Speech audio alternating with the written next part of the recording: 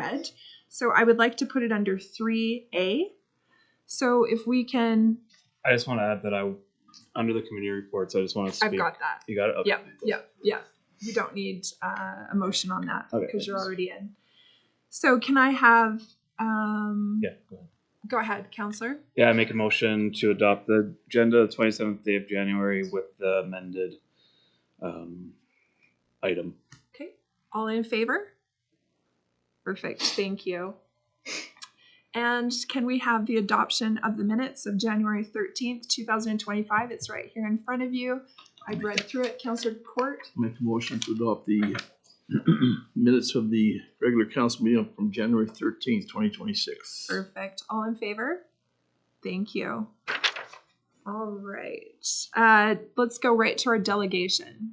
Peter, come on up. Thank you for coming. Thank you very much, Mayor. I'll try to be as succinct as I can tonight. We've got a busy schedule. Hello, new councillors. It's good to meet everybody. My name is Peter Casarella. I'm the Executive Director of the Southborough Regional Initiative, and I'm also the owner of a community consultancy, well, half owner, called Progressive West Consulting. And I'm here in both capacities tonight to talk about this particular project. Just to give you some brief background, I was hired by the Board of Southborough in 2018 when I was a much younger man, by a hiring committee that included Maggie Cronin right here from Cardston, in order to be the contracted executive director for the Regional Economic Development Alliance. And I've served in that role for the past 8 years. But since I was a contractor, I slowly and gradually built my side work into a thriving community consultancy, and I've got a business partner. We have employees and subcontractors of our own. And we have a contracted scope of work every year from the Southborough Regional Initiative, which we deliver on with reporting metrics, etc. And we have we give the board a couple times a year a conflict of interest report as well, and just to make sure we're on side with everything. That's just how the situation works. So back in the fall, me and my business partner brought another project to the Southborough board at the quarterly meeting that we had up in McGrath, and pitched them on a side project, which is outside of our current scope of work. The notion and the idea is to build something that we're calling the Great Canadian Border Wall as a roadside attraction here in southern Alberta. Now, roadside attractions famously do very, very well for small communities that are trying to get more traffic to come into their town and off the highway. There's a lot of literature. They've been studied to death. You all can think of examples from the Vulcan Trek Station to the giant goose that gets everybody to stop on Highway 1 on the north shore of Lake Superior. Roadside attractions work for small communities to drive traffic off the road and into their community to get more awareness of what that community has by itself. And if you build them right, market them right, position them correctly geographically, they can be great drivers of additional economic opportunity in a community. Now, we didn't just want to build a roadside attraction, though. What we wanted to do was to try to swing for the fences on a project and do something really big and impactful, because we're living collectively in a really weird moment in which things like border walls are hot button issues that get people all kind of excited and weird about things. But also, we live in a part of the world that strongly appreciates the deep, decades-long friendship that we've had with the United States and with Mexico, and all of the moments of friendship that have defined our relationship with the United States, which has been our closest friend and neighbor, which will be our closest friend and neighbor, and whom we hope to continue being close friends and neighbors with for as long as we all shall live and do business. And so our idea was to use this moment to flip it on its head and do something that gets attention by building Canada's border wall, but then backing it with a very positive message that's saying, we're building a border wall, yes, but not to keep Americans out, to celebrate those moments of friendship that we've all collectively experienced here in southern Alberta and tell the stories of that friendship. And there's lots of precedents for things like this. This is the International Goodwill Arch that used to exist over the actual Coots Crossing. I think it was built in 1947 is the most information I could find. It lasted for a few years before a windstorm blew it down. You've also got the Great Canadian Peace Arch down in Lower Mainland BC, right on the border, celebrating the friendship between the two nations as well. So this is not a new or unheard of concept. It's just got its own modern spin to it. We've got some concepts that we built with AI. My friend Alvin Fritz, who runs an architecture firm up in Lethbridge, is willing to do the high-level design so that we can take to put this onto our crowdfunding pages. Because what we're really trying to do with this is not just earn enough money to build this thing. We want to crowdfund it. We're going to grant write for it, of course, as well. But we're going to crowdfund it with staged fundraising goals, because you get payouts when you hit your fundraising goals from crowdfunding, and try our very, very best using my talented young team of marketing hotshots to make this thing go viral all across North America and into Mexico, including very polite letters written from the mayor of the community that it goes in and the board of the chair of South Grow to the president of the United States and the president of Mexico and the prime minister of Canada, talking about this positive thing that we're trying to do to remind people of the friendship that we have and make it go viral and earn as much money as we can. And any money that's earned above and beyond the cost of building the project itself is going to go into Community Development Fund managed directly by the board of South Grow to be put back into regional economic development efforts. My team and I have pitched a project management fee that starts at $0 and goes as high as 15% of anything that we earn. So if we grind for a few years and we manage to, knock this thing out of the park and say we get a few $1 million committed, the project itself costs $1 million or $1.5 million or something, we've got a nice consultant-sized payout for our team for all the work that we do. The RETA gets a fund that they can put back into the region as well. And then the community gets an asset that drives attention to their community. And in the meantime, hopefully has gone viral in a positive way if we manage the messaging very correctly. And we have a really good news story that puts a giant spotlight on the region and on the community. And we've got long-term funding that we can use to do projects in the region as well. That's what we're trying to do. There's very little risk. So the board of South Grow voted to go down this path with us. And so my company's putting in $5,000 as seed funding for the preliminary development of the marketing tools and some money to get us started on the marketing side. And South Grow's matched that with $5,000 from the 2026 budget. And they told us to go out and send letters to the 5 communities that make sense in South Grow for this to fit in. And if there was competition for site selection, then the board of South Grow would take it on their shoulders to make that decision about where it needs to go. So we sent out letters to, I'll just zip through some, I want to do this. We sent out letters to the 5 communities, Cardston County. We never heard anything back from them. Village of Coots, Milk River, County Warner. County Warner was very not impressed at all with us. And so we had to do some relationship management on that front to make sure everything was good.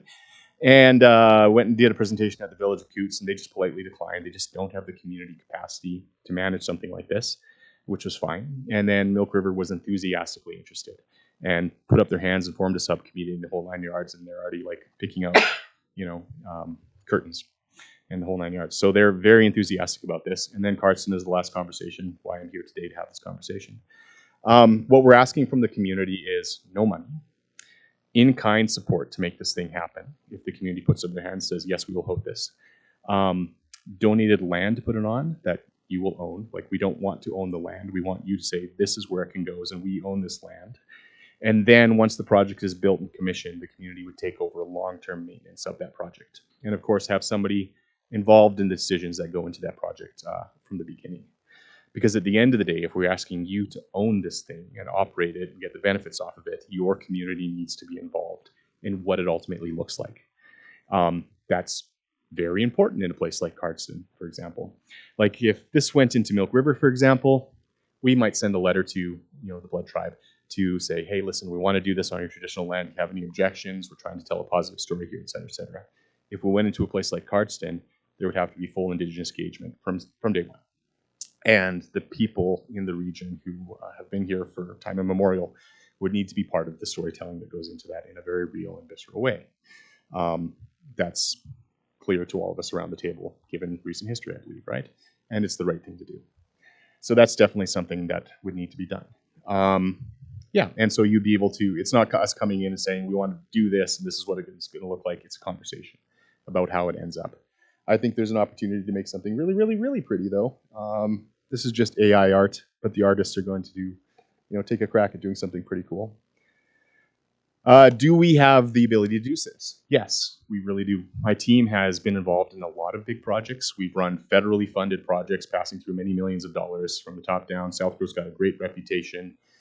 We've pitched to the board of South Grow that they would be the financial managers. All the money would go into South Grow's books, and the board oversees those finances, and they would approve payouts to anybody and manage the money there so that there's transparency and that manages the perceptions of conflicts of interest between my company and South Grow. And the elected board is in charge of the disbursements of the money on that front, and they have to approve everything. My company's involved in the creation of actual physical assets. Like we're behind the link pathway that's being built up in Lethbridge County between the town of Colville and the city of Lethbridge.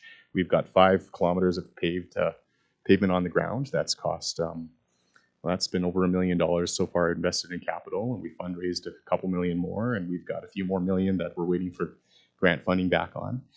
We've got the experience to go out and do this kind of fundraising, and we've been running global marketing campaigns for years now, all over the world, that have won awards at Economic Developers of Alberta and from the International Economic Development Council. And we've got our own side brands and side projects. Like my team owns Canadian Titles, which is the goofy, fun novelty gift thing where you can become a Lord or Lady of Canada, or buy it for your friend, that kind of thing. And so we do business marketing all over North America for things like that. So we know how to market, we know how to generate excitement, we know how to fundraise, we know how to write grants, and we know how to manage construction projects or get the folks involved who know how to do that kind of stuff and then just do the coordination on it. And we've got strong connections with local engineers and architects who can provide those extra pieces of the project that need to go into it. We can execute on this. Here's just an overview of what some of the funding would look like. So say if we were trying to build a project that cost $1 million to build, you've got a 50 to 100 foot long concrete and steel structure that's got either etched concrete or laser cut steel panels bolted onto it that we can engrave stories on and put plaques on. This is kind of how it would break down. Project management fee of 15% that gets paid out for that money that you earn there, and all of the other different things that get broken out. And if we hit it out of the park, if we manage to make this thing go viral and raise $3 million, this is kind of how the payouts would break out. If your base project costs for $1 million to build a wall, nice little installation alongside the highway, and you had stretch goals of an extra $500,000, and the fundraising commitment was $450,000, then there'd be another $1 million that would go to that South Grow Fund in order to be used on community projects throughout Southern Alberta as well. That's kind of how it would break out. So my team makes a bit of money, the community gets a nice installation that hopefully drives more traffic and economic growth over the years, and then South Grow gets money to put back into the community itself. Now, obviously, something that a community you have to consider is you have to maintain it. You have another community asset that you got to maintain. Now, an installation like this would be designed specifically with our engineers to be as low maintenance as possible. Concrete and steel primarily. There's going to be light bulbs. There's going to be other concerns that we figure out as we go along. We're going to have to think about things like, okay, are we building parking as well? Are we putting in bathrooms nearby? Does a site exist that already has those amenities that we can tack onto? Like Cardston has a site that's very good where you already have a collection of tourism assets as well, where this would be additive to those kind of things. And there's lots of different considerations we can look at too, as far as tacking on additional stretch goals. Because the more stretch goals we build into a viral campaign, particularly if it is going viral and we're seeing our fundraising climb, then we can push back the goal a bit, earn more money so that there's more money overall to make a better project and have more money go into that community pot at the end of the day. Here's just an example of Kickstarter tiers that you can look through, different ways that we would price it out in a nice little way and what's reasonably possible. Kickstarter has become very, very popular in the last number of years. I'm sure even folks of my age and older have heard about popular Kickstarter campaigns. People love to invest in something that gets them excited. You don't get a payout unless you hit your goal. So it's easy for people to commit, and then all of a sudden, boom, it goes viral, they hit the goal, and oh crap, there's $50 out of my account. That's okay, I already put my name down for that. And then their name gets to go on a plaque at the installation for having partially funded the thing. The biggest Kickstarter campaigns are in the tens of millions now. Every year they seem to push the upper limit of what the fundraising records are. And in our current environment, like when we started this idea back in the summer, I thought, oh crap, we got to go faster. We're going to miss our moment. And it's just become more of a moment as we've gone. After this conversation, once you folks have deliberated and we have a chance to move forward to selecting a location, I'm going to get my designs done, and we want to start the fundraising as soon as possible to take advantage of this crazy moment that we're in.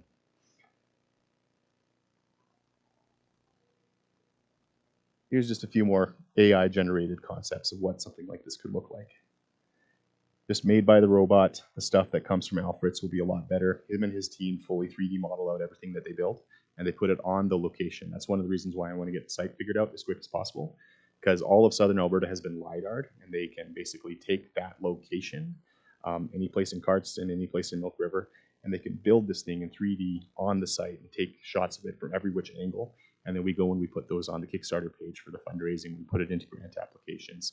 And so we can actually get the funders excited about looking at what they're going to see at the end of the day. And then it's something that can be turned around and showing to the community as well. For the early on designs, we're going to do just the smallest community engagement with the community that's done site selection for the preliminary designs, for the stuff to just get us rolling. And then as we start to see how things are developing, we do a wider community engagement so that the whole community has a chance to put in feedback into what that structure looks like at the end of the day. Just staging the community engagement so that we can get going and generate excitement and buzz, rather than doing like a massive costly community engagement right from the get-go. But that's the intent. Sorry, I have news popping up in front of everybody. You can see how my algorithm bends. Any questions that I can answer for you? Also, Court. So it's either here or there, basically. That's what it's come down to. Yeah, Coots doesn't have the capacity. The community's just over a couple hundred people, and when they think about maintaining it long term, and the complications about building that close to the border as well, like every order of government has a real say in it at that point, and it's complicated. Councillor Smith. I know we've been looking at changing the signage at the north and south entrance to Cardston. Is this something that would take the place of, say, the south entrance, or where the location would be closer to the border, or? It would be really up to you to choose where you want to put it, but there's a number of places around town that we've looked at on maps. Jeff and I have discussed. There's locations up at the top of the hill close to the county offices there, which are community owned and right close visible to the highway. Or there's places down by the Carriage Museum, which is already co-located with other infrastructure. And there's plenty of green space around there where you could find a location to put something like this. If you're looking at this from an economic development lens, you want it to be visible from the highway, ideally. Mm-hmm. And you want people to get off into the heart of your town. That is the ideal site selection. You don't want to have it on the fringe of your town. You want people to come in. Like the Vulcan Trek station, you have to cross the tracks and then you're into the town, right? A bit better than the Goose on the North Shore of Lake Superior, where you don't actually go into the town. It's just right on the edge of the highway. That's the case, then the north side of the entrance to Cardston, that's the Waterton line, would meet for tourism, wouldn't it? It might, yeah. I mean, this is kind of premature talking about the location, but Cardston actually has a wealth of locations which would work. That's the nice thing. And if you want money to replace your signs, I have an entirely other other conversation that we can have. I know of money that you can use to replace your signs. We love that, and we should talk. Sounds good. Council, any other questions?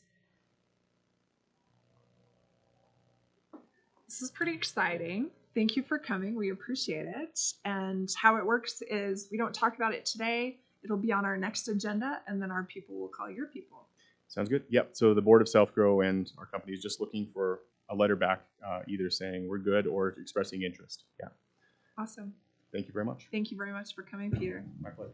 Thanks for having me. And yes, please send us information in regards to. Sorry, Councillor Salk, did you have a question?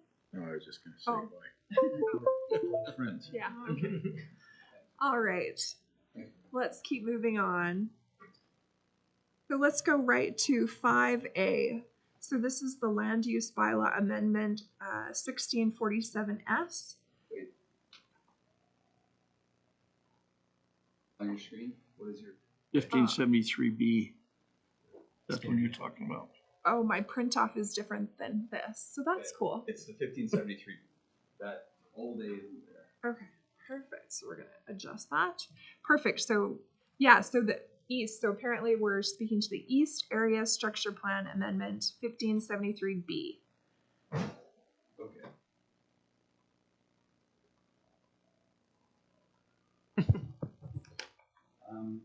So council, I'm just going to pull up well behind you. The previous council passed first reading on an amendment to the East Area Structure Plan. And I just want to show, I think it's easier if I can just show. Let me get this front light off. I'm hoping it's. So what you're looking at right here was from 2008. the East Area Structure Plan. There we go. So in '08, this was identified as the potential build out of the East area. And as you can see, it's exclusively residential. It's a series of streets and cul-de-sacs. And that goes all the way over to the soccer park. West of that is the junior high and the state center. And what this East Area Cardston redevelopment plan amendment was proposing, and bear with me while I explain this a little bit, but essentially it just goes to that, which is saying maybe that plan in 2008 isn't the most appropriate for today. Maybe there isn't the demand for hundreds of lots, residential lots in cul-de-sacs and narrow streets. And maybe we need to look at this area a little bit differently. So at this time, the previous council was exploring accommodating the Francophone school and creating some commercial industrial lots as well, light commercial, light industrial lots to the south of where the Francophone school site would be.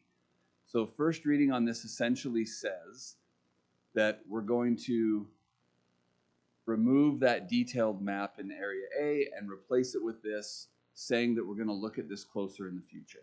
And we're going to reevaluate how we want to do Area A.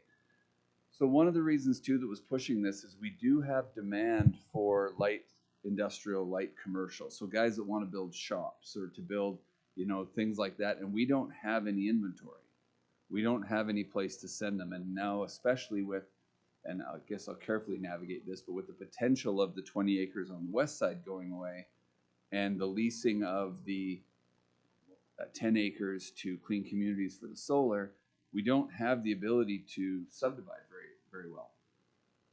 So the discussion was, could we make some light commercial industrial lots on the east side? And that would require reevaluating how we want to look at the structure plan. So for you tonight, this is a bylaw sitting there with first reading, and as you know, it will require 3 readings to pass.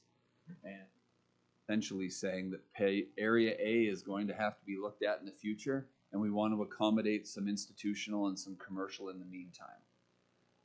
You are not obligated to pass this, but we are asking if council, if you want to pursue this a little bit more, if you need more information, and how you want us to approach this bylaw that has 1 reading. We do feel administratively that there is demand for some light commercial and industrial lots, and servicing on the west side, even if we had that land, was becoming very cost prohibitive and very expensive.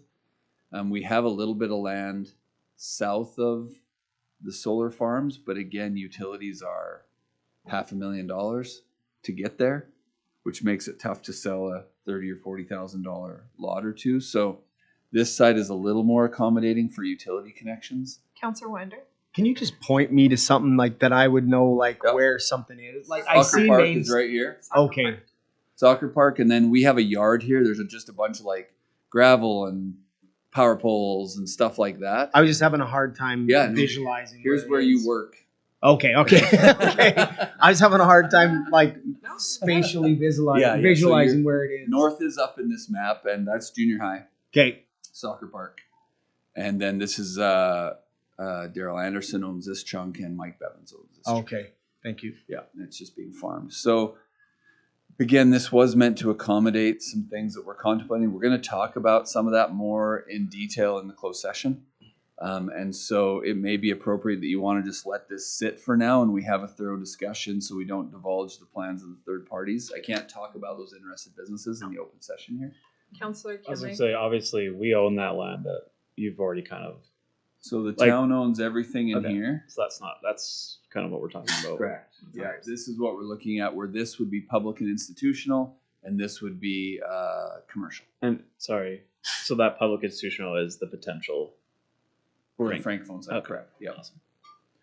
Yep, that's it. You got it. So again, for tonight, if you just want to say, hey, now we're a little more up to speed, stick a fork in this, let's have some more discussion, and then we can do further readings in the future.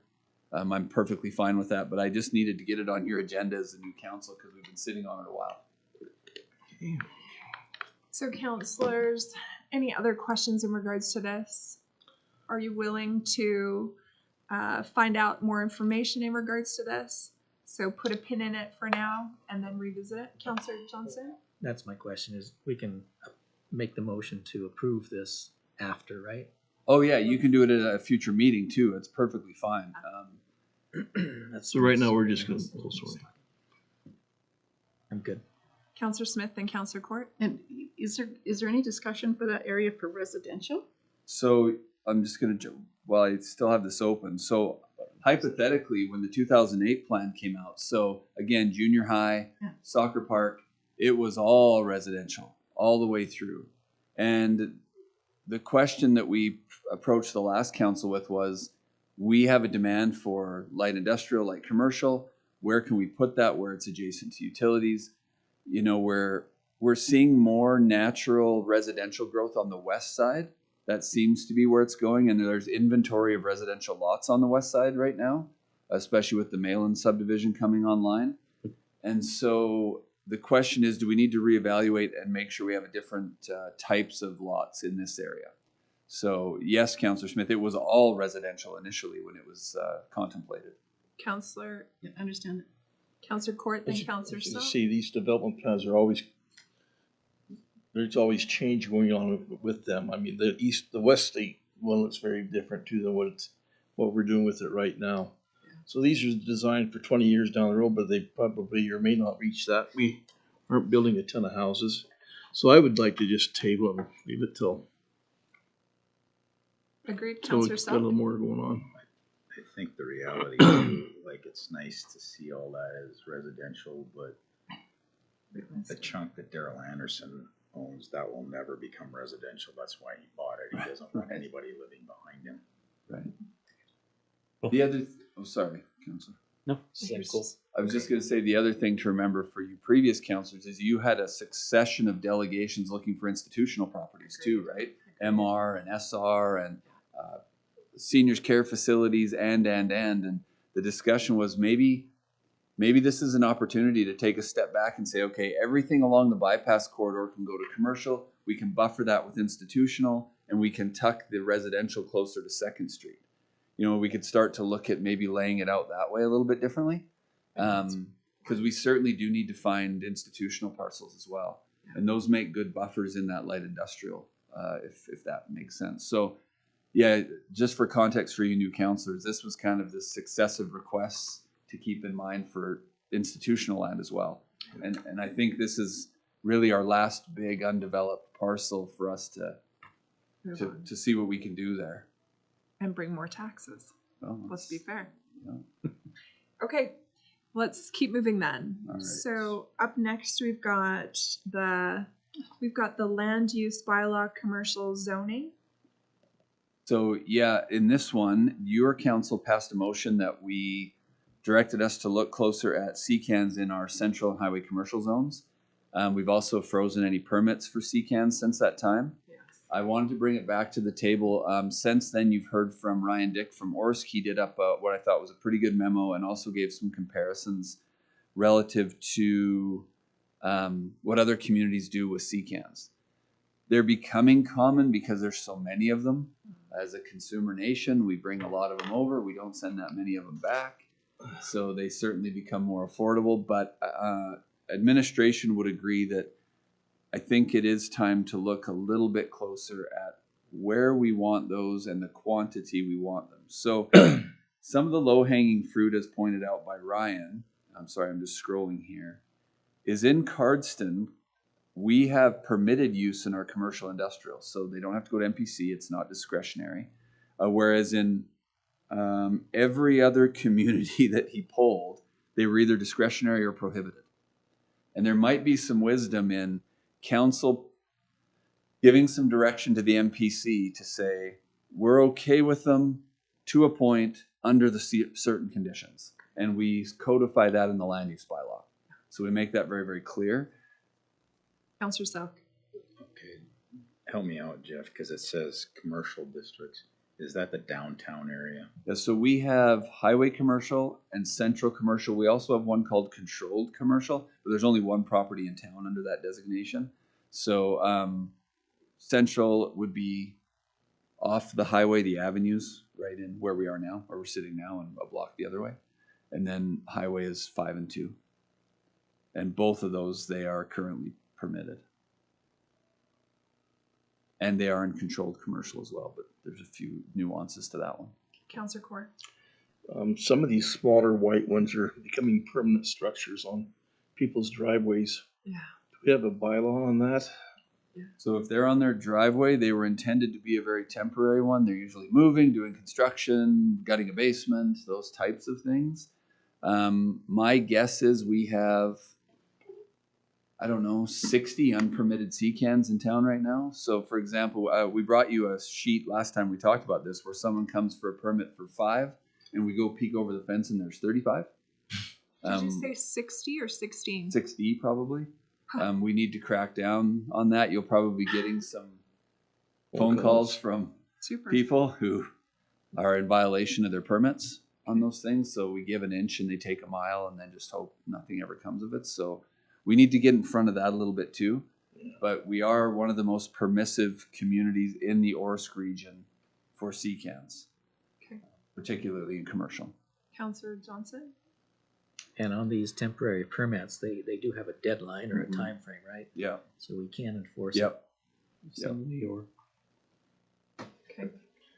I personally really like the idea of bringing the MPC into this and council giving them direction as to the wants of council. So I like that idea. I don't know how the rest of you feel in regards to it. Yes. Perfect. Yeah.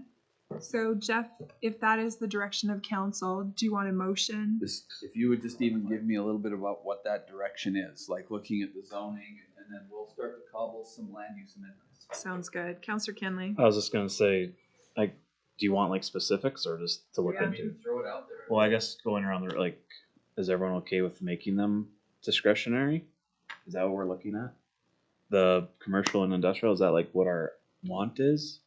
Like they can be used, but just for a certain amount of time in a certain area. No, it has to be approved. It has to go to Yeah, But MPC. if it is approved, it can be it can be put into an It area would be for a a certain permanent amount of time, But or not approved permanently. for a permanent one. Not in residential. I didn't say residential, it's Oh. commercial. Like, Yes. if they're approved from our guidelines, then it would be permanent. Okay, we've got a question before you make a motion. Say Councillor there's Court? a fairly big lot just on Main Street there. And they're allowed to put sea cans, right? I'm assuming is what you were saying. How many? Do we have numbers that they can stick in there? I'm not gonna name properties because you know what I'm talking about, but They're not there yet. no, they're not there yet. So right now they're frozen. Yeah. Okay. Yeah. So do they need to apply, Jeff, to the MPC? Yeah. Well, yes, it's still this. Sorry. It's permitted, so they wouldn't need to, I guess, depending on the number of them. But That's again, my what we've seen question. historically is apply for the number that they don't have to go to the MPC and then just bring in however many you want. And so we've got to crack down on that. This discussion with council has caused us to go peer over some fences and do some satellite imaging counting. That's what people don't realize. We have pretty recent satellite images of the whole town now, so we can count those fairly readily. So yes, discretionary. So they are permitted in those commercial zones. So up to so many, covering so much square footage, setback from property lines, those types of things. But to Councillor Winder's question, what it would say, let me just switch back. Sorry, I have my notes right here. Is so we are permitted, but if they're discretionary, you can add and I'll just give an example. I'm not trying to lead council here, but to your point, Councillor Court, you may say, we want an amendment to the land use bylaw that guides MPC that when people come asking for discretionary use of CCANs, we do not want them visible in our highway commercial corridors. Agreed. Sounds good. As an example. Agreed. That's just what I've kind of heard. So now MPC, who's charged with interpreting the land use bylaw, you've given very clear direction. Yes. Saying that, no, we're not comfortable with those taking up huge areas that could be for parking in our downtown core, which is at a premium, by the way. Those types of things. You can give some of those guiding statements, sorry. Okay, let's do Councillor that. South? Yeah, Did what he he said. said. What he said. So Councillor, What he said. okay, so Councillor Kenley, you were making a motion Yep. to what he said? Yep. But I got, To do it by motion, Mayor. If we just take Just some direct. direction back, we'll bring you some amendments to make Okay. a motion on. Perfect. 1 second. Yeah. Councillor Winder. When will that be unfrozen? So When we do direction. When you say so. I know that I was talking to a citizen earlier today that put some sea cans by the old Dave's Drive-In. It doesn't matter where, but anyway. Anyways, there's no way for them to get permits for it right now. So they may have a temporary permit if it's for construction or for Yeah. that kind of thing. So that's a bit different, and they may be issued that. Okay. But no permanent homes right now. No permanent locations, I should say. Sorry, I said I'm like, homes, which makes you what? think residential. Don't I go mean down that road, locations. please. cool. Yeah, no permanent locations. Does that answer your question? Yeah. So if they were building, then they could have been given temporary ones. That's still a go. But as far as permanent ones go, that's been froze. Okay. So Eh, sounds like And I might, Counselor, that's a good example. Not to talk about the who and the details of No. that now, but that's a good example of, is it appropriate to have those on that highway corridor just from an aesthetic point of view? Yeah. The answer may be no. So But I would add to that is I personally would say yes if it was in regards to building and creating more business in Cardston. But again, it rolls back to a time frame. It has to be here from this to this, which is what Councillor Johnson was going for. Councillor Kenley. So if we make it, so can you explain to me? I know what discretionary and permitted and all that, but like, if it is under discretionary, you're saying they have to go to the MPC, but that's with our rules in place. Yeah. So the role of the planning commission is to interpret and enforce the land use bylaw. So when it's permitted, we just issue it in the office. Right. You came in, you want to build a shed, you don't have a shed on your property, it's under this by this, great, permit. Cut a bunch of the bureaucracy out of it. If you come in and you want to build a massive shop in the back, we're going to say, look, we can't approve that. You can appeal to the MPC for that. And then the MPC goes through and says, well, it doesn't fit here and here, sorry. And then there's actually an appeal from there too, which we see very rarely, but you can appeal an MPC decision as well. I think we were just talking about this, Joe. We've seen it once in the I can last remember. while. Yeah, in the last Very while it rare. was. Very I rare. remember that one. Can I, Go sorry, ahead. could I add in my recommendation to have our bylaw officer crack down on some of this stuff? Shouldn't that be just a separate motion? We'll just take Just a direction. CCAN Okay. feedback here. Perfect. There you go. Yeah, Councillor but Court. how far do we want to go with this? I know there are sea cans that are not visible from the road, in people's backyards. That doesn't offend me if it doesn't offend their neighbors. But I don't want them out front gathering rust. So how far do we want to push this? I think if we hear about it. You're talking about 60 of them in town, and probably a fair number of them are hidden, so to speak. Yeah. The letter of the law, the law, I guess. Let's go this far. Yes, Let's go this small way. steps. Yep. Okay, so if I'm capturing all this, we'll bring back some potential amendments to the land use bylaw.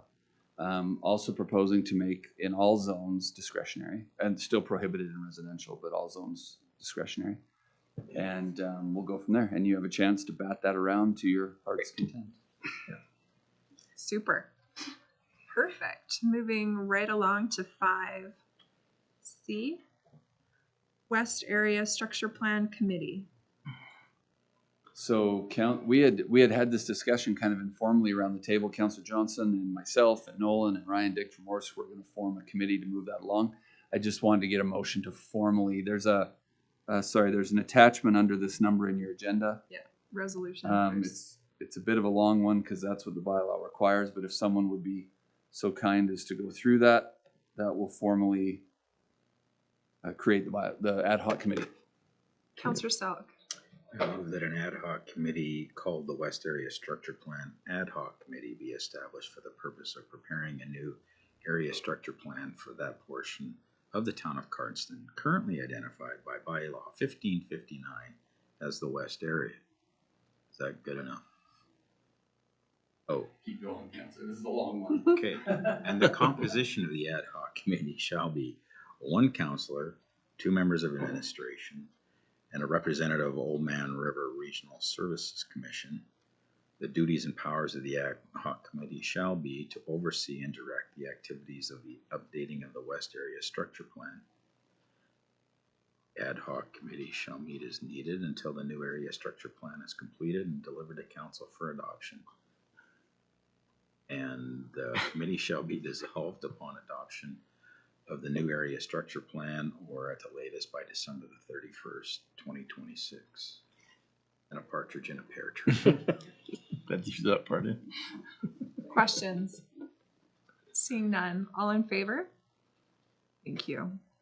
All right, let's go to 6A. So follow up from previous delegations. So Sean Miles came from Alberta Southwest and pitched what he is bringing to Alberta Southwest.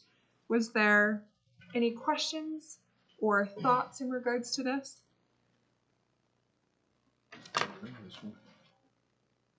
Go ahead.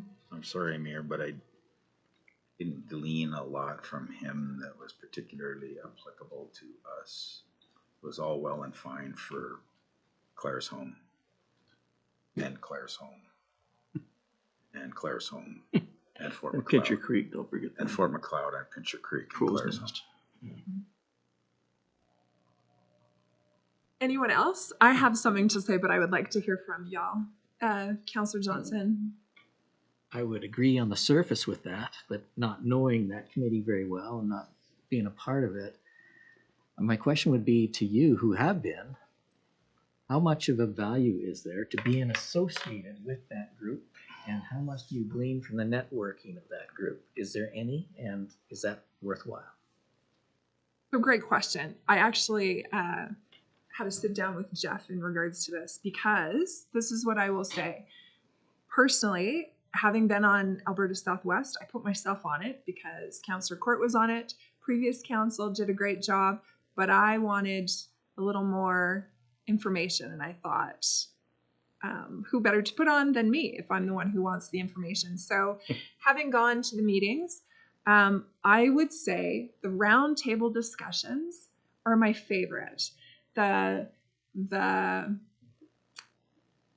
my favorite part of it, is the shoulder to shoulder discussions. What's happening? How are you doing this? I mean, I've already got some ideas of things to move forward on, to pitch to council because of them. So that is my favorite part of it. In regards to what they're doing for us, that's the part that I'm excited to see what Sean Miles can do. So when I was talking to Jeff about it, I said, do I want personally, if it was my vote, which I have one, would my vote be to pull out and be done? Because we've paid, we have to give a year's notice, right? So do I want to do that, or do I want to wait and see if Sean Miles what he can do for us? Honestly, I'm pretty torn in regards to which way to go with it. A little bit of me wants to continue to see what more these roundtable discussions I can glean from them, and what can Sean Miles bring to it. It's new, and I have got nothing to show, that it's going to work or it's not going to work. I don't have that answer. Councillor Court. We've already given them notice, correct? We have not. We have not. No, we have not given notice. I would give them notice, and then I would see how Sean Miles does for the next year. And then if we think he's doing great, they'll be glad to take us back on.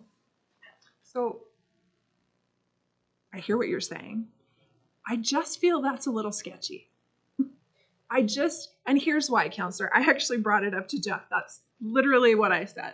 I said, well, what if, but the more I think about it, the more, so if we do that, then we're out in a year, or we reassess it in a year and jokes, we're still in, right? But if we wait and see what Sean Miles can do, then we're still looking at 2 years in, right? Because we have to give a year's notice. So it's council's decision. Again, I'm pretty on the fence with this. I really am enjoying the roundtable discussions with all the mayors and reeves and councillors from Calgary South. That's pretty great, but as far as what are we getting for our money, I'm struggling. Go ahead. But is part of it our problem because we just haven't been engaged enough with them, or I would say no. no? No. I think Councillor Court did a fantastic job in regards. It's just like Councillor Selk kind of said, it's more so that main highway. We're off it and to the side, and so a lot of the things they're talking about aren't for us. But my hope is that Sean sees that, because I was crystal clear in the last meeting. I was the only one that when they made the motion in regards to bringing up their yearly cost, I was the only one that voted against it, and I heard about it because they were quite upset with me that I would have the nerve to do that. But I had to speak on behalf of my council, Councillor Smith. Can we split the difference in the time frame? Can we say give them 6 months, see what they're doing, and if we're not happy, then give them the year's notice that we want to terminate? So we have to, Jeff, this is a question to you. We have to give our notice as of, I thought it was January, February. I feel like that's right. I thought that's what we looked into. It's a yearly. Agreed. I can confirm that. I'll make it.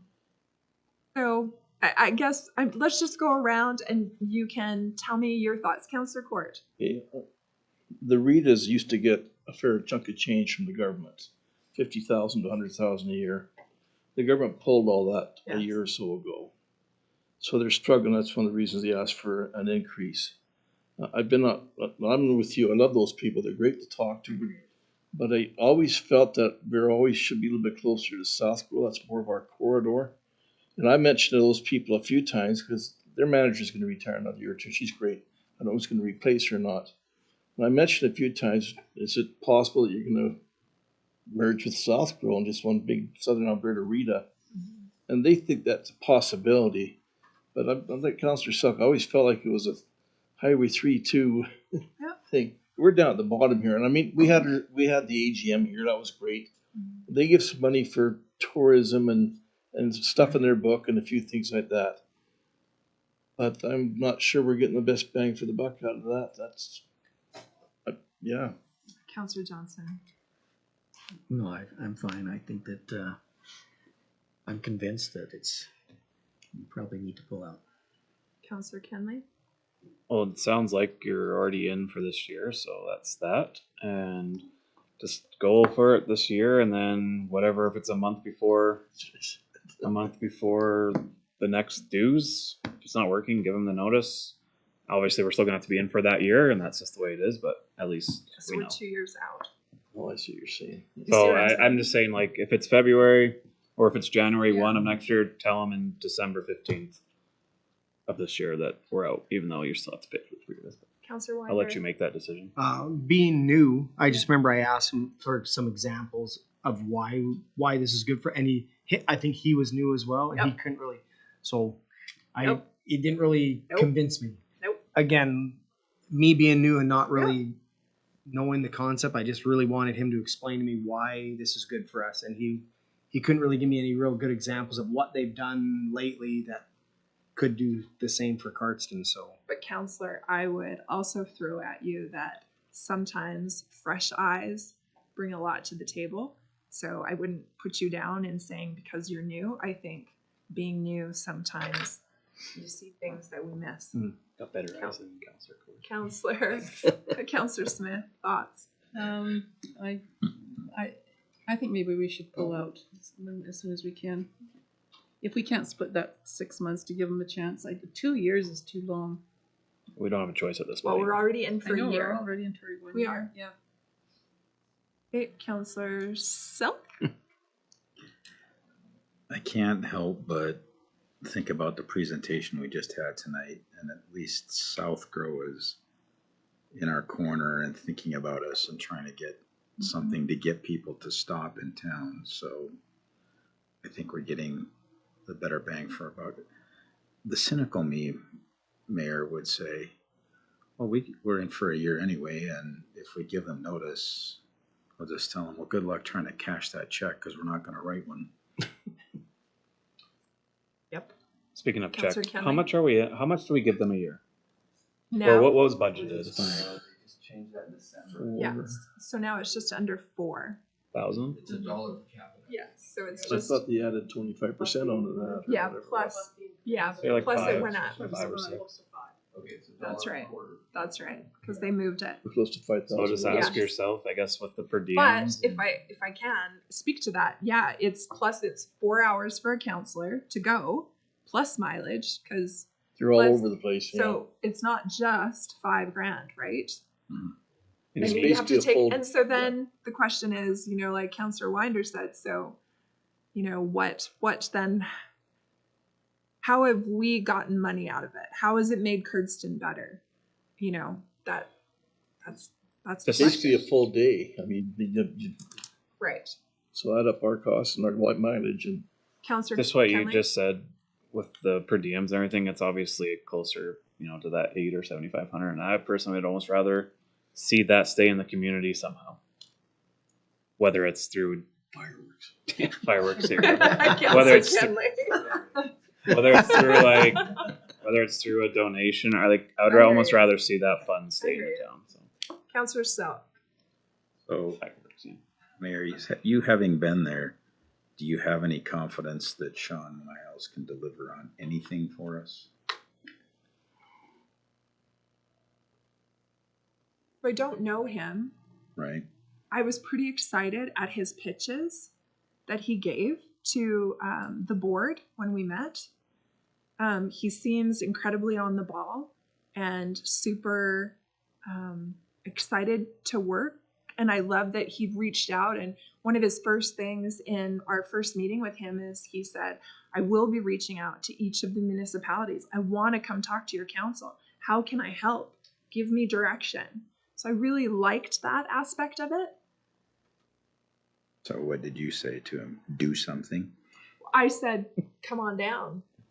Come talk to my council is what I said, which is why he came. And then he didn't really. It's because he's not. I'll give a bit of a background. They did use Jerem Scott quite a bit on design and things like that. The one that does our tourism, right? And they do push the crown of the continent big time, which is Waterton and along there. Yes. But I just feel like we're just a pocket down here that doesn't quite get the full benefits. The county uses them a lot for business licenses. They get some money out of Oh, we that. have 2. We have 2. That's it.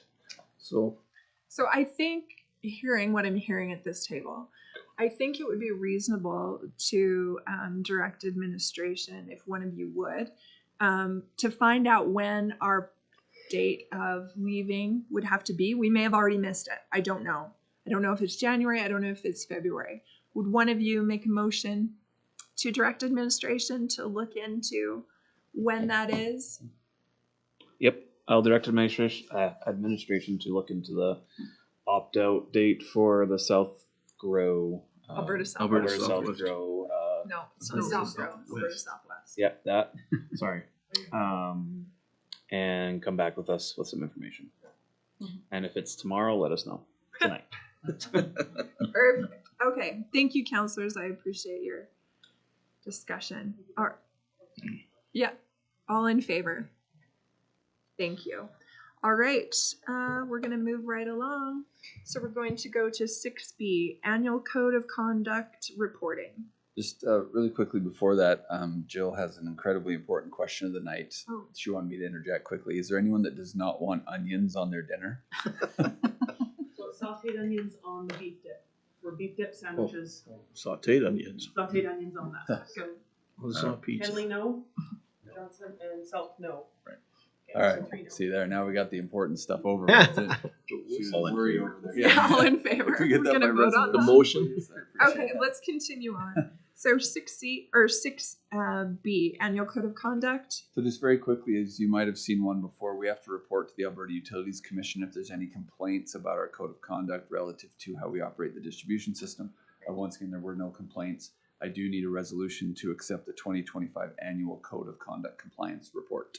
Counselor Selk. I'd like to make a motion that we accept the 2025 Annual Code of Conduct Compliance Report. Thank you. All in favor? Thank you. 6C, Chamber of Commerce request. So in your RFD, you saw I was going through your feedback you gave us last time. Thank you for that. There's really two things out there that council seem very eager to help on that we can extend right away. One of those is the use of facilities where there is capacity. We don't have all their dates yet. So what you saw in my requested action was, I think it would be appropriate if we asked them to fill out a donation form with all the dates they think they're going to need for this year, including all the way through the summer and Christmas, and even retroactive. They did their first lunch and learn here last week. We didn't charge them for that. I wasn't intending to, but get everything in an inventory of everything they need, and you can look at that impact and approve that donation request. So that's my first recommendation. Mm-hmm. And the second is to direct us to get some legal advice just to make sure that if we're interested in sharing business information with them, that we have an appropriate opt-in that meets the new protection of privacy legislation. Yeah. And that won't be a big task at all. We just need to make sure it's okay. So those are the two things. If there's anything else, I'm open to hear them, but those were the two things I thought of from the last meeting. Just an awareness thing, maybe you already know, but they've already advertised for a person. I just saw that. I'm excited for that. Good. Councillor Winder, would you be willing to make the first motion? This number, the Yep, number staff 1. and support. Have the Chamber of Commerce fill out a donation. Should be in the request. For action. Oh, let's see. Yeah. Make a motion, have the Chamber of Commerce fill out a donation form and submit to council for the donation of Civic Center for dates related to summer and Christmas market and the Lunch and Learn initiative. Council can make a resolution. Oh, we don't need that. Sorry. Yep. Yeah, we don't need that part. Yep. Sorry. But thank you for that. Questions? Are we going to look into the ice rink possibility or no? We had that discussion with them last year, and I think it'll depend on availability for the dates they want here too. That'll play a big part. So I don't know all those dates yet, so we'll try and find that out for you. Okay. I do like that location, Councillor, though. It's been used plenty in the past. Yeah. Can you let them know that? You bet. Yeah, I agree. Any other questions? Seeing none. All in favor? Second motion, Councillor Court. Sure. Make a motion to direct administration seek legal direction on amending the current business license application to allow for businesses to consent to give their information to a third party and to ensure that this complies with current access to information and protection of privacy legislation. Well spoke. Nice. Any questions? Any questions? Count. All in favor? Looks like he thought of it himself. Yeah. You're good. All right, let's go to 60. Update committee assignments. And can I just ask a question? Go ahead. Jeff, how well attended was the lunch and learn? I didn't have a chance to pop up. I saw people coming and going. Jill, did you happen to see? Fairly well attended. People Awesome. liked it. Awesome. Yeah, I saw people coming and going. I could hear people coming up and down, but I didn't have a chance to come up and poke my head in. Okay. But I think staff were saying, I think it was okay. Amazing. Good. I love that. Sorry about that. No, you're good. I know Great some question. people that were there. I can ask them, but yeah. All right, so update committee assignments. So we've got a few changes. Can I have a motion to adopt the updated committee assignments? Councillor Johnson. I want to speak Oh. to that. Okay. I just set the South Groves quarterly. Oh, okay, as amended. Yeah. Okay, Councillor Johnson, go ahead. Make a motion that we make a resolution to adopt the committee assignment list as of January 27, 2026. Questions? What's changed? Am I missing something? So yes, there was Councillor, so the wording, first of all, number 1. Then we have Councillor Selk. He's on a committee that it wasn't listed yet. Okay. And so we had to add that in because it wasn't, my bad. We just didn't have it in. And then, Councillor Johnson. Does we need to put my thing on here then, or no? It was approved by previous Okay. motion. Yeah, so you're good. It has a time frame that ends. Okay, sounds good. Thanks. Question? Just for information, I'm on the Chinook Arch board, and they've asked me to be on their physical facilities board, which would be 3 meetings a year, I believe. Awesome. So that'll be part of my ad hoc, I guess, or whatever you call Sounds it. good. So we get to go check up on libraries. Make sure they're not going to fall apart. You know? We love that. Thank you. I appreciate the hours you're putting in on that. All in favor? Good. Timing for dinner, Jill?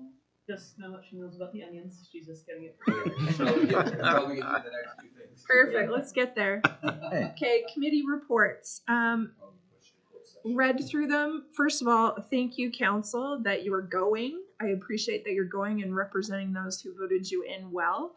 we're going to let Councillor Kenley speak to something that's up and coming, and then you can speak, Councillor Yeah. Winter. So last term, I don't know if I was asked or I ended up volunteering. I don't know what it was. You're asked. So there's in the province they developed these regional advisory health boards. There's 14 of them throughout the province. And in our meetings, because of its health in Alberta and government, none of our minutes are public, so they won't let us distribute them. And because I'm attending them and I want you guys to know, I'm able to kind of like talk about them if I want, but I can't give the minutes for our community reports. I just wanted to give a little, just kind of so you guys are aware of what it is. So let's see here. So Council 13, so this is kind of it. Sorry for those that can't see. So I'm all the way from down to southern Alberta to the border, over way to the BC border, up as north to about Claresholm, and as east of as far as like Grassy Lake, Tabor area. And that's basically my region. There's 12 of us in the committee that's part of this. So I'm just going to give a little kind of talk about what I'm doing, just so you guys are aware, and then maybe I won't talk about it again. But so basically, the Regional Health Board is basically a way for Alberta Health and AHS to hear directly from regions. So it's not a decision-making board. We're not approving budgets or any projects, but it does matter because it's one of the few spots where local and rural voices can get heard in the room early before things are decided. Basically what I do on there is I bring forward what healthcare actually looks like here and in the surrounding area. Well, things like staffing shortage, how hard it is to recruit people and retain people, EMS response, pressures on emergency departments, access to diagnostic lab, primary care, senior care, this stuff that I personally can see while working there, and this from hearing from everyone else. A lot of planning does go into this using numbers and reports, but those don't always tell the full story of things, especially in rural communities where input from individuals does matter. The timing of this is important. I feel just with the potential of our potential new facility coming to our community. Conversations don't start when the announcement's made. They start years earlier. Once a building's scope and services are decided, it's very hard to change. So I just feel like me being on this board gives us a chance to speak early in these discussions. From a council point of view, I just have said that the role helps us stay ahead of things instead of reacting after decisions are made. It gives us better awareness of what's coming down the pipeline, whether a system is struggling, where advocacy will actually matter. And then I just said at the end of the day, healthcare decisions have a long-term impact on a town.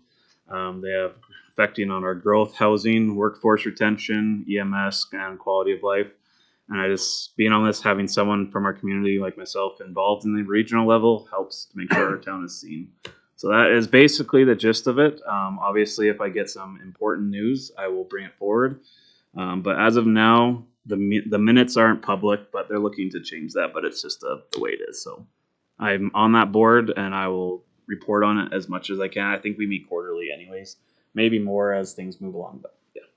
On behalf of our council, thank you. Yes. What you're doing representing us on something so important, which is why the previous council thought you were a good fit for it. So thank you. Yes. Is this in regards to this? Well, kind of. Go ahead, Councillor Salk, and then we'll come back to you, Councillor. Mine's separate. So, Councilor Kenley, does this also include like seniors housing, or is it strictly health? Includes everything, Does like from facilities to hospitals to lodges to. Okay. That's what I want. So to, you would have your ear to the I ground would. with respect. Basically, the idea is we're all putting our ideas and input and everything, and it's going to the ministers that need to hear it. Health ministers, seniors, living minute, whatever. I don't remember his title, but those ministers is coming from our ideas, and so they can hear it. So you would have the opportunity to speak to our need for a new lodge as well as. Yeah. Okay. Councillor, are we good? Any other questions for this, Councillor Johnson? Who chairs it? Is it a government official? Or is So it's chaired by, I can tell you his name. Sorry, it's oh crap. I can get that to you. It's not important. It's chaired by, so there's 12 of us in the committee, and then it was voted on who is chairing and vice chairing. It's a mixture of council members. Mayor Blaine Higgin is in this one. A couple other councilors, and then the Chinook Regional Hospital Foundation CAO or CEO is in here. There was a former Border Patrol officer in here. Just different backgrounds and different things in this committee. So, yeah, Awesome. Any other questions for Councillor Kinley? Well, thank you.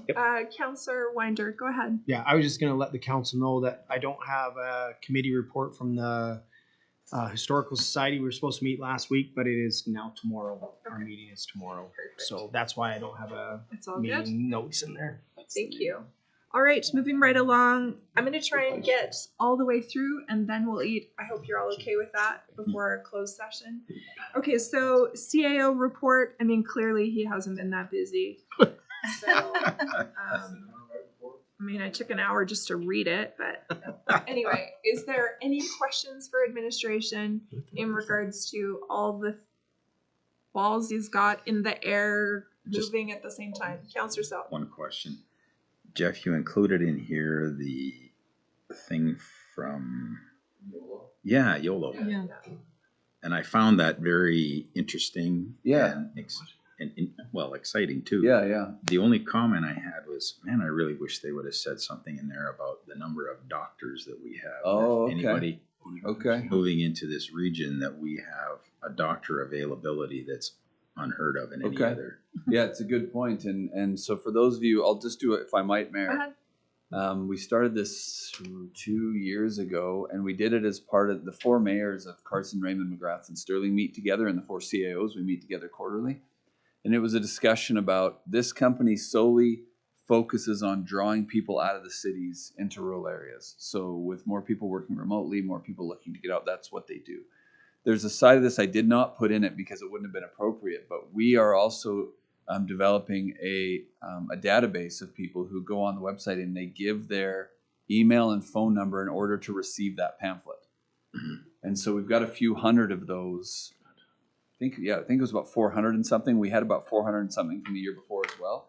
So between us, we can reach out with specific things from our communities as well. So what you just mentioned, I'll make a note of this for sure. That would be a great little. They don't want us to bombard them because then they unsubscribe. But that would be a great little semi-annual about healthcare in the region and availability. That would be a really good one. And so I'll have them do up. I'll talk to Luke and see if he can do something up on that.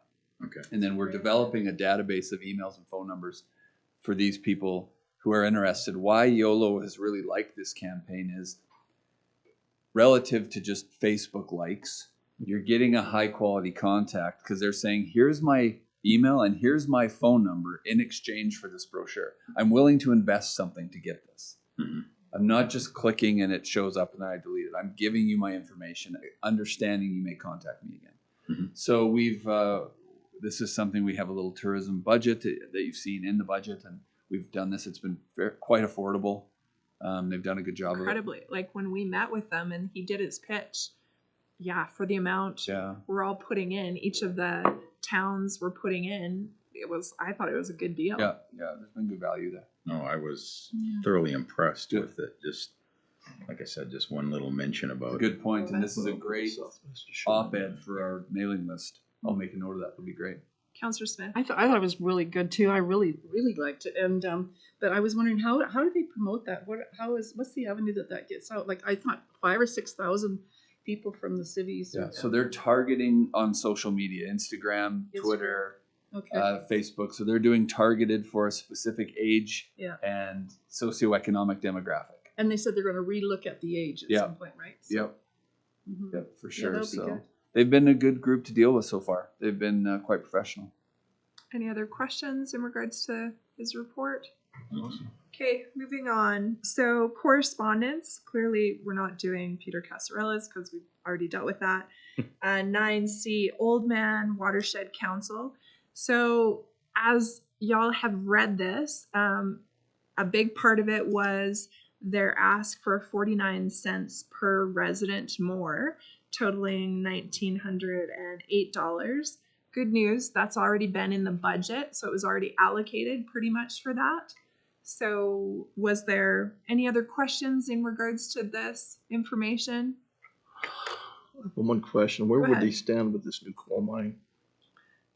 We know? Don't Don't know? have that information. Okay, that would be nice. If you could, Are you yeah. directing administration to do so? I just did, yeah. He volunteered. So was it a motion? Because if it is a motion, we got to vote on I'll it. make a motion that we look at the Old Man Watershed Council's position on the new Grassy Lake coal mine that potentially may come. Questions? Seeing none, all in favor? Thank you.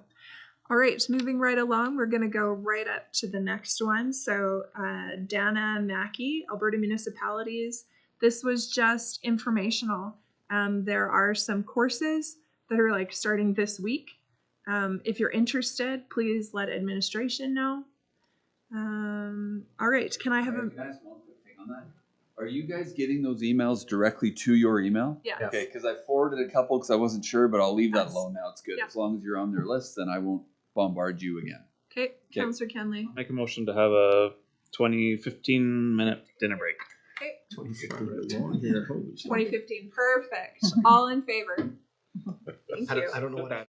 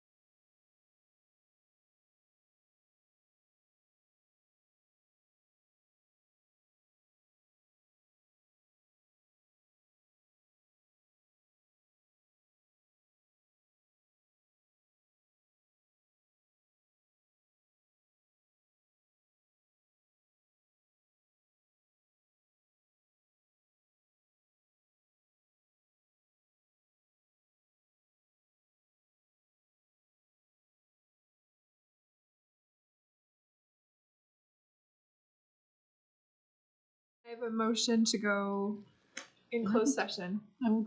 I move that we go into closed session. All in, Do we have to reconvene? motion to reconvene, Counselor Smith. All in favor? Can I have a motion to go in closed session? Counselor Selk. All in favor? Perfect.